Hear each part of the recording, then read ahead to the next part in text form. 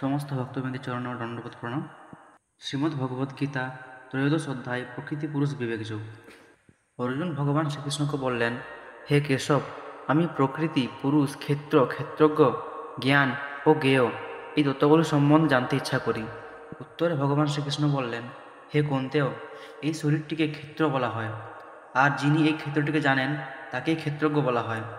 হে ভারত, আমাকেই সকল ক্ষেত্রের ক্ষেত্রজ্ঞ বলে জানবে, আর এই দেহরূপ ক্ষেত্র ও ক্ষেত্রজ্ঞকে যথার্থভাবে উপলব্ধি করাই আমার মতে প্রকৃত জ্ঞান।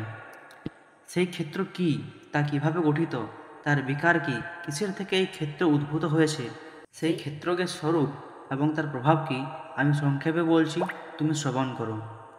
এই ক্ষেত্র ও ক্ষেত্রজ্ঞের জ্ঞান ঋষিগণ বৈদিক শাস্ত্রে বহু প্রকারে ব্যাখ্যা করেছেন, কিন্তু বেদান্ত সূত্রে তা যুক্তিপূর্ণ সিদ্ধান্ত সহকারে বর্ণিত হয়েছে।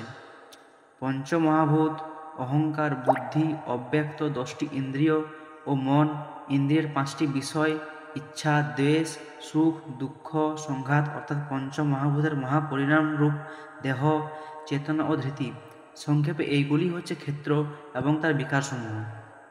অমানিত্ব, দম্ভশূন্যতা, অহিংসা, সহিষ্ণুতা, সরলতা, সদ্গুরুর সেবা, শুচিতা, স্থৈর্য, আত্মসংযম, ইন্দ্রিয় বিষয়ে বৈরাগ্য, অহংকার শূন্যতা, জীবনে জন্মমৃত্যু, জরা, ব্যাধি, দুঃখ প্রভৃতির দোষ দর্শন, স্ত্রী পুত্রাদির প্রতি আসক্তি শূন্যতা, স্ত্রী পুত্রাদির সুখ দুঃখে ঔদাসীন্য, সর্বদা সমচিত্তত্ব, আমার প্রতি অনন্যা ও অব্যভিচারিণী ভক্তি, নির্জন স্থানে বসবাসে আগ্রহ, জনাকীর্ণ স্থানে অরুচি, অধ্যাত্মজ্ঞানে নিত্যত্ব বুদ্ধি এবং পরম তত্ত্বজ্ঞান অর্জনের ঐকান্তিক স্পৃহা, এগুলিকে আত্মজ্ঞানের সাধন বলা হয়, এবং এর বিপরীত যা কিছু তা সবই অজ্ঞান। ভগবান শ্রীকৃষ্ণ বললেন, এখন আমি জ্ঞেয় অর্থাৎ জ্ঞানের বিষয় সম্বন্ধে বলবো, যা জেনে তুমি অমৃতত্ব লাভ করবে। সে জ্ঞেয় বস্তু অনাদি ও আমার আশ্রিত, তাকে বলা হয় ব্রহ্ম, এবং তা এই জড়জগতের কার্য ও কারণের অতীত। তার হস্ত, পদ, চক্ষু, কর্ণ, মস্তক ও মুখ সর্বব্যাপ্ত। এইভাবে সেই পরমাত্মা সব কিছুকে আবৃত করে বিরাজমান। সেই পরমাত্মা জীবের সমস্ত ইন্দ্রিয়ের উৎস বা কারণ, তবুও তিনি সমস্ত ইন্দ্রিয় রহিত। তিনি সকলের পালক, কিন্তু তিনি সম্পূর্ণ নিরাসক্ত। তিনি জড়া প্রকৃতির গুণের অতীত, তবুও তিনি সমস্ত গুণের ঈশ্বর। সেই পরম সত্য স্থাবর জঙ্গম সকল জীবসত্তার অন্তরে ও বাইরে বিদ্যমান। তিনি সূক্ষ্ম, তাই তিনি জড় ইন্দ্রিয়ের দেখা বা জানার সীমার বাইরে। যদিও তিনি বহু দূরে রয়েছেন, তবু তিনি সকলের অতি নিকটে বিরাজমান। তিনি সর্বভূতে বিরাজমান, তাই তাকে বিভক্ত বলে মনে হয়, কিন্তু তিনি কখনও বিভক্ত নন, সর্বদাই অবিভক্ত রূপে স্থিত। তিনি প্রতিটি জীবের পালক, তিনি সকলকে সৃষ্টি করেন এবং তিনি সকলকে গ্রাস করেন। তিনি সকল জ্যোতিষ্মান বস্তুর জ্যোতি। তিনি জড়ীয় আধারের অতীত এবং অব্যক্ত স্বরূপ। তিনি জ্ঞান, জ্ঞেয় ও জ্ঞানগম্য। তিনি প্রত্যেকের হৃদয়ে অবস্থিত। সংক্ষেপে আমি তোমার ক্ষেত্র, জ্ঞান ও জ্ঞেয় এই 3টি তত্ত্ব বললাম। কেবল আমার ভক্তরাই এই তত্ত্ব সম্পূর্ণরূপে উপলব্ধি করতে পারেন এবং এইভাবে তারা আমার ভাব প্রাপ্ত হন। ভগবান শ্রীকৃষ্ণ বললেন, জড়া প্রকৃতি ও পুরুষ উভয়কেই অনাদি বলে জানবে। তাদের বিকার ও গুণসমূহ প্রকৃতি থেকে উদ্ভূত।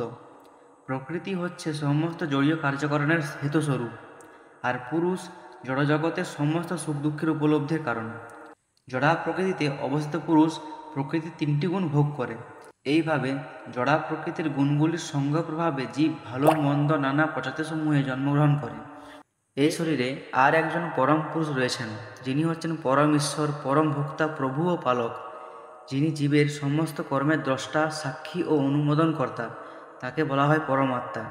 যিনি এইভাবে পুরুষ, প্রকৃতি ও প্রকৃতির গুণগুলির প্রভাব সম্বন্ধে অবগত হন, তিনি জড়জগতে থাকলেও তার আর এখানে পুনর্জন্ম হয় না, অর্থাৎ তিনি আমার প্রসাদে আমার পরমধাম প্রাপ্ত হন। কেউ কেউ পরমাত্মাকে ধ্যানের মাধ্যমে দর্শন করেন, কেউ জ্ঞানযোগের মাধ্যমে দর্শন করেন এবং অন্য কেউ নিষ্কাম কর্মযোগের মাধ্যমে দর্শন করেন। অনেকে আবার এইভাবে পরম পুরুষকে না জানতে পেরে অন্যদের কাছ থেকে তার সম্বন্ধে শ্রবণ করে তার উপাসনা করতে শুরু করেন। প্রামাণিক আচার্যগণের নিকট থেকে নিষ্ঠাপরায়ণ হয়ে শ্রবণ করার এই প্রবণতার ফলে তারাও জন্মমৃত্যু চক্রকে অতিক্রম করতে সমর্থ হন। হে ভারতশ্রেষ্ঠ, স্থাবর ও জঙ্গম যা কিছুর অস্তিত্ব রয়েছে তা সবই ক্ষেত্র ও ক্ষেত্রকে সংযোগ থেকে উৎপন্ন বলে জানবে। যিনি সর্বজীবে সমভাবে বিরাজমান পরমাত্মাকে দর্শন করেন, জানেন যে দেহের বিনাশ হল জীবাত্মা ও পরমাত্মা উভয় অবিনাশী, তিনি প্রকৃতভাবে দর্শন করেন। যিনি সর্বত্র সমভাবে জীবের অন্তরে পরমাত্মাকে বর্তমান দেখেন, তিনি কখনও মনের দ্বারা নিজেকে অধঃপতিত করেন না, তিনি পরম গন্তব্যের দিকে অগ্রসর হন। যিনি দেখেন যে সমস্ত কার্যকলাপগুলি করছে জড়া প্রকৃতি তৈরি জড় দেহটি, কিন্তু আত্মা কিছুই করছেন না, তিনি যথাযথভাবে দর্শন করেন। যিনি জড়দেহের পার্থক্য অনুসারে বিভিন্ন জীবের মধ্যে পার্থক্য দর্শন করেন না এবং যিনি সর্বত্র চিন্ময় প্রকৃতির বিস্তার দর্শন করেন, তিনি ব্রহ্মভূত অবস্থা লাভ করেন। তখন তিনি দর্শন করেন যে আত্মা চিন্ময়, নিত্য ও জড়া প্রকৃতির গুণসমূহের অতীত। হে কন্তেয়, জড়দেহে অবস্থান করলেও আত্মা কোনো কিছু করেন না এবং কোনো কিছুতে লিপ্ত হন না। আকাশ যেমন অত্যন্ত সূক্ষ্ম হওয়ার জন্য সর্বত্র ব্যপ্ত হয়েও কোনো কিছুর সঙ্গে লিপ্ত হয় না, তেমনি আত্মা দেহে অবস্থিত হয়েও কোনো রূপে দেহধর্মে লিপ্ত হন না। হে ভারত, এক সূর্য যেমন সমগ্র জগৎকে আলোকিত করে, তেমনি ক্ষেত্রী আত্মাও চেতনা দ্বারা সমগ্র দেহকে প্রকাশিত করে। যারা তাদের জ্ঞানচক্ষুর দ্বারা এইভাবে ক্ষেত্র ও ক্ষেত্রজ্ঞের পার্থক্য দর্শন করতে পারেন, তারা জড়া প্রকৃতির বন্ধন থেকে মুক্ত হওয়ার পন্থাও জানতে পারেন। তারা পরম বুদ্ধিপ্রাপ্ত হন। ইতি শ্রীমদ্ভগবদ্গীতার প্রকৃতি পুরুষ বিবেকযোগ নামক ত্রয়োদশ অধ্যায় সমাপ্ত।